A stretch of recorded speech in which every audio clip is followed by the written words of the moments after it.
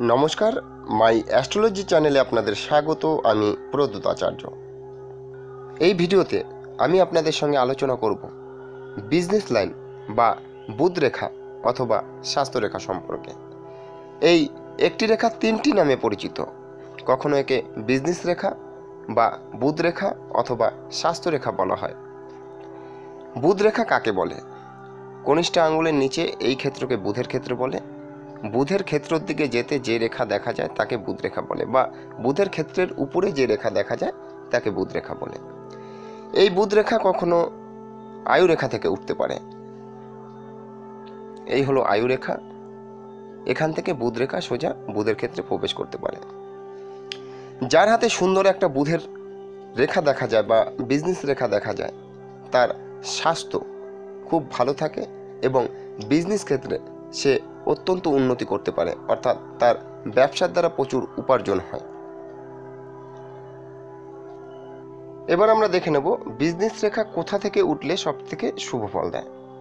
দেখুন, বুধ রেখা যদি আয়ু রেখা থেকে ওঠে, এই হলো আয়ু রেখা, ঠিক আয়ু রেখা থেকে বুধের রেখা উঠলো এবং সুন্দর সুগঠিত, তাহলে কিন্তু খুব শুভ ফল দেবে।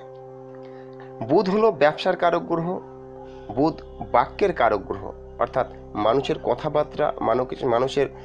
কথাবার্তার ভাবধারা, অর্থাৎ মানুষ নিজের মনের কথা যে কোনো জায়গায় ভালোভাবে প্রকাশ করার ক্ষমতা বুধ দান করে।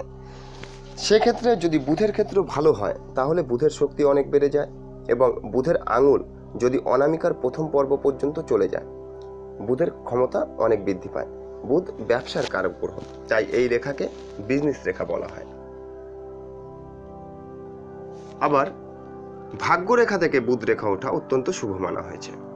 এই শনির ক্ষেত্রের দিকে যে রেখা যায় তাকে ভাগ্যরেখা বলে। যদি এই রেখা থেকে বুধ রেখা ওঠে তাহলেও কিন্তু অত্যন্ত শুভ মানা হয়েছে। কিন্তু বুধ রেখা সবসময় স্পষ্ট, সুন্দর এবং স্ট্রেট লাইন হওয়া উচিত, তাহলেই কিন্তু বুধ রেখা শুভ ফল পাওয়া যায়। যদি বুধ রেখা অন্য অন্য জায়গা থেকে ওঠে, যেমন ধরে নিন বুধ রেখা আয়ু রেখা ও ভাগ্যরেখার মাঝখান থেকে উঠলো, এই হলো ভাগ্যরেখা, এই হলো আয়ু রেখা, এর মাঝখান থেকে বুধ রেখা উঠলো, তাহলে কিন্তু ততটা শুভ ফল দেবে না যতটা শুধুমাত্র আয়ু রেখা থেকে বা ভাগ্যরেখা থেকে উঠলে ফল দেবে। এর কারণ হলো কোনো রেখা দ্বারা কেটে গেলে সেখানে কিন্তু রেখার একটু সমস্যা হয় বা সেই শুভ ফলের সমস্যা হয়। এখানে ভাগ্যরেখাকে বুধ রেখা কেটে গেছে, অর্থাৎ বিজনেস লাইন কেটে গেছে, সেক্ষেত্রে ভাগ্যের কিছু সমস্যা আসবে। আবার ধরা যাক শুক্রের ক্ষেত্র থেকে ভাগ্যরেখা উঠেছে, এই বিজনেস রেখা উঠেছে, এই হলো আয়ু রেখা, এই হলো ভাগ্যরেখা, এই হলো শুক্রের ক্ষেত্র, এখান থেকে বুধ রেখা উঠেছে, তাহলে দেখা যাচ্ছে যে এখানে আয়ু রেখা এবং ভাগ্যরেখা দুটো রেখা কেটে তারপরে বুধের ক্ষেত্রে প্রবেশ করেছে।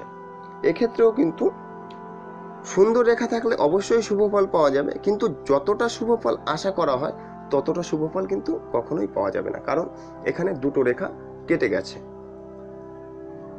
তো এইভাবে আমাদের বিচার করতে হবে বা দেখে নিতে হবে যে কোন রেখা কোথা থেকে উঠছে এবং কি ধরনের ফল দিতে পারে। বুধ রেখাকে বিজনেস লাইন বলে।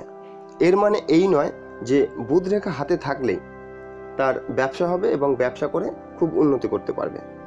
দেখুন, ব্যবসার কারক গ্রহ হলো বুধ। বুধের ক্ষেত্র এই কনিষ্ঠার নিচের অংশ এবং বুধের আঙুল কনিষ্ঠা আঙুল। তো বুধের আঙুল যদি সুন্দর সুগঠিত হয় এবং বুধের ক্ষেত্র যদি সুন্দর ও সুগঠিত হয়, তাহলে কিন্তু বুধের প্রভাব বা ব্যবসা করার ক্ষমতা অত্যন্ত বৃদ্ধি পায়। তার সঙ্গে যদি সুন্দর একটা বুধ রেখা দেখা যায়,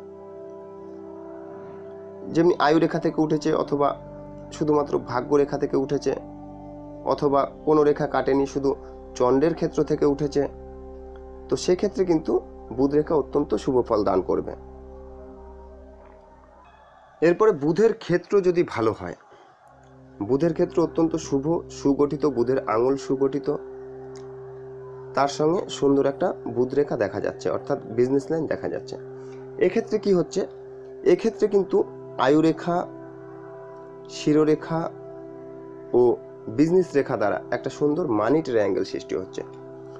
বুধের ক্ষেত্র ভালো হলে এবং বৃহস্পতি ধনকারক, বৃহস্পতির ক্ষেত্রেও যদি ভালো হয়, হাতে যদি সুন্দর একটা মানি ট্রায়াঙ্গেল থাকে, তাহলে কিন্তু তার অর্থ উপার্জন করার ক্ষমতা খুব বৃদ্ধি পায়, অত্যন্ত অর্থ উপার্জন করতে পারে এবং ধন সঞ্চয় করতে পারে। কিছু মানুষের হাতে দেখা যায় যে এই ধরনের রেখা আছে, তারপরেও তারা উন্নতি করতে পারছে না। এর কারণ দেখা যায় যে কোনো এক রেখা আবছা ধরনের হয়ে আছে। এই মানি ট্রায়াঙ্গেল সৃষ্টি হয়েছে ঠিকই, কিন্তু কোনো একটা রেখা আবছা ধরনের হয়ে আছে। যেমনি বুধ রেখা বা বিজনেস রেখা আবছা হতে পারে, বা আয়ু রেখা আবছা হতে পারে, বা আয়ু রেখা কাটা চিহ্ন থাকতে পারে, বা শিরোরেখা কাটা চিহ্ন থাকতে পারে, বা আবছা ধরনের হতে পারে। সেক্ষেত্রে কিন্তু এই ধরনের রেখা থাকলেও বা এই ধরনের শুভ চিহ্ন থাকলেও শুভ ফল পাওয়া যায় না। এই জিনিসটা আমাদের সবার মাথায় রাখতে হবে। বুধ রেখা ভালো হলে মানুষ সুস্থ হয়, সবল হয়, নিরোগ হয় এবং তার বিজনেস খুব ভালো চলে, অর্থাৎ তার কমিউনিকেশন ক্ষমতা, যোগাযোগ করার ক্ষমতা বা মানুষের সঙ্গে কথা বলার ধরন খুব ভালো হয়। সেই কারণে তার প্রচুর মানুষের সঙ্গে পরিচয় হয় এবং সে ভালো ফল লাভ করে।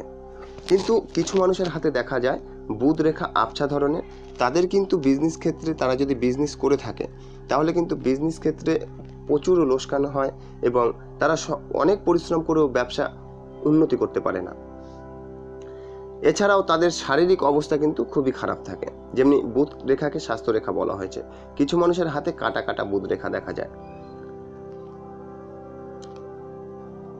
এই ধরুন আয়ু রেখা থেকে একটা বুধ রেখা উঠেছে, আবার এইভাবে উঠেছে, আবার এইভাবে উঠেছে। এই ধরনের কাটা কাটা বুধ রেখা কিন্তু হাতে থাকার চাইতে না থাকা বেশি ভালো। কারণ বুধ রেখা যদি থাকে তাহলে কিন্তু সেটা সঠিকভাবে থাকতে হবে। এছাড়া যার হাতে বুধ রেখা নেই তার কি ব্যবসা হবে না? অবশ্যই হবে। বুধ রেখা এমন একটি রেখা, সেটা স্বাস্থ্যের সঙ্গে রিলেটেড খুব বেশি, বিজনেসের থেকেও স্বাস্থ্যের সঙ্গে রিলেটেড বেশি।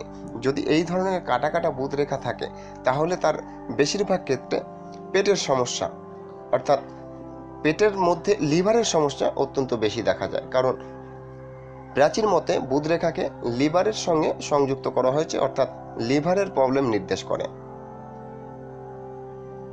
এবার দেখতে হবে বুধ রেখা কিভাবে ফল দেয়।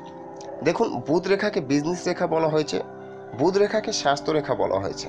তাহলে কি ধরনের বিজনেস করে জাতক উন্নতি লাভ করতে পারবে, সেক্ষেত্রে আমাদের দেখে নিতে হবে হাতে কোন গ্রহের ক্ষেত্র সবচাইতে বেশি শক্তিশালী।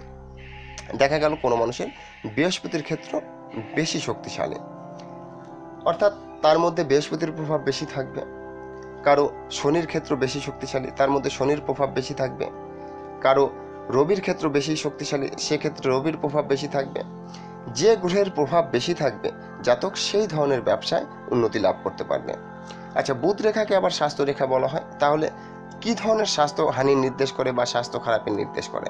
দেখতে হবে যে হাতে কোন গ্রহের ক্ষেত্র সবচেয়ে বেশি দুর্বল, তো স্বাস্থ্য রেখা সেখানেই সবার প্রথমে অ্যাটাক করবে।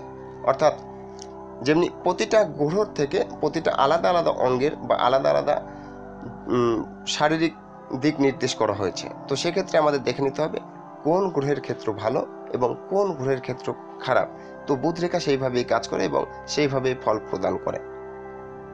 বিজনেস লাইন বা স্বাস্থ্য রেখা সম্পর্কে ভালোভাবে বুঝতে গেলে আপনাদের জেনে নিতে হবে যে কোন গ্রহের ক্ষেত্র থেকে শরীরের কোন অংশ নির্দেশ করে বা কোন গ্রহের ক্ষেত্র থেকে কর্মজগতে কোন কর্ম নির্দেশ করে।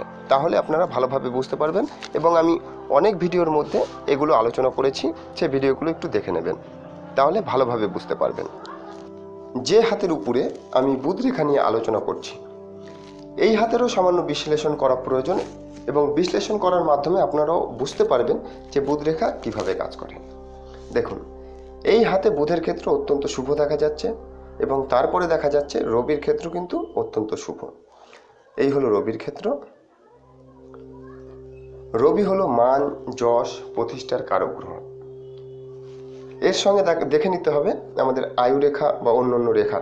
যেমনি এই হাতে আয়ু রেখা সুন্দরভাবে উঠেছে এবং নিচের দিকে দুভাগে ভাগ হয়েছে। একটা রেখা ভিতর দিকে যাচ্ছে এবং একটা রেখা বাইরের দিকে যাচ্ছে।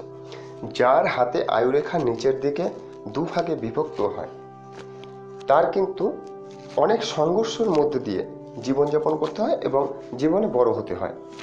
এবং এই ব্যক্তির হাতেও কিন্তু তাই লক্ষ্য করা যাচ্ছে। এবং দুরেখা যেখানে ভাগ হয়েছে বা যেখান থেকে শুরু হয়েছে সেখান থেকে কিন্তু উঠেছে বুধ রেখা। বুধ রেখা গিয়ে মঙ্গলের ক্ষেত্রের দিকে প্রবেশ করেছে। অর্থাৎ বুধ রেখার প্রভাব কিন্তু এনার হাতে খুব ভালো পাওয়া যাচ্ছে না। কিন্তু এখানে একটা সুন্দর মানি ট্রায়াঙ্গেল গঠন হয়েছে। এই মানি ট্রায়াঙ্গেল কিন্তু খুব ভালো প্রভাব দেবে বা খুব ভালো কাজ করবে। আবার আয়ুরেখা যদি একটি শাখা ভিতর দিকে আবার একটি শাখা বাইরের দিকে চলে যায়, এই একটি শাখা ভিতর দিকে এবং একটি শাখা বাইরের দিকে এবং আরও একটি শাখা চন্দ্রের ক্ষেত্রের দিকে প্রবেশ করেছে। তো চন্দ্রের ক্ষেত্রের দিকে যে রেখা প্রবেশ করে তা কিন্তু বাড়ির থেকে বাইরে নির্দেশ করে।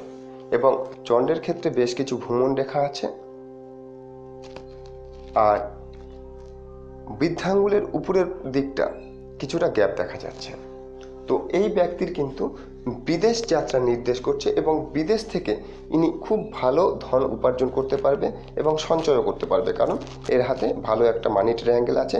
এছাড়াও বৃহস্পতির ক্ষেত্রে ধনের কারক গ্রহ বৃহস্পতি খুব শুভ দেখা যাচ্ছে।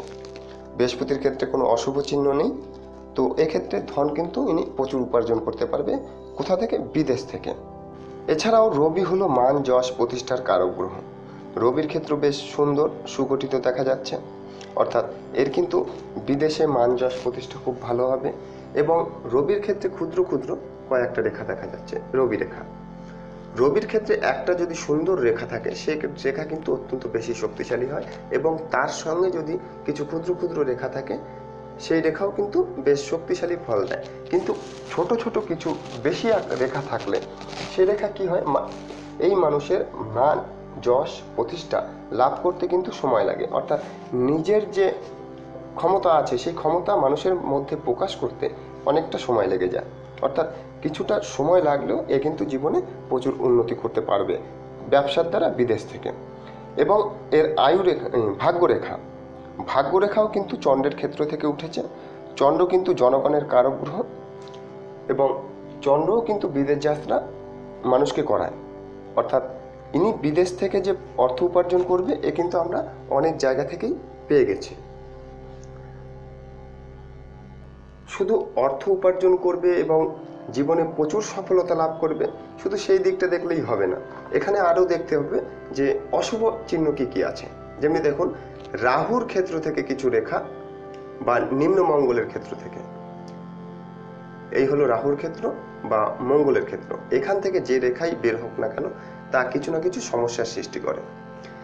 এই রাহু রেখা শিরোরেখা, আয়ুরেখা এবং ভাগ্যরেখা কেটে হৃদয় রেখার সঙ্গে মিশেছে। এর অর্থাৎ হচ্ছে গিয়ে ইনি যে কাজই করবে না কেন তা প্রচুর বাধা বিঘ্নের মধ্যে থেকে এর এগিয়ে যেতে হবে। অর্থাৎ জীবনের প্রতি কাজের প্রতি মুহূর্তে ইনি সমস্যা ভোগ করবে, কিন্তু সমস্ত সমস্যা কাটিয়ে ইনি উঠে যাওয়ার ক্ষমতা রাখে। সেই গঠন কিন্তু এনার হাতে দেখা যাচ্ছে। তো বন্ধুরা, আজকের ভিডিও এই পর্যন্তই। এই ভিডিও যদি আপনাদের ভালো লাগে অবশ্যই লাইক, শেয়ার ও কমেন্ট করে আমাদের জানাবেন। যারা এখনও আমাদের চ্যানেল সাবস্ক্রাইব করেননি তারা অবশ্যই আমাদের চ্যানেল সাবস্ক্রাইব করে নোটিফিকেশন চালু করে নেবেন। এই বলে আজকের অনুষ্ঠান শেষ করছি। ঈশ্বর আপনাদের সবার মঙ্গল করুক। নমস্কার।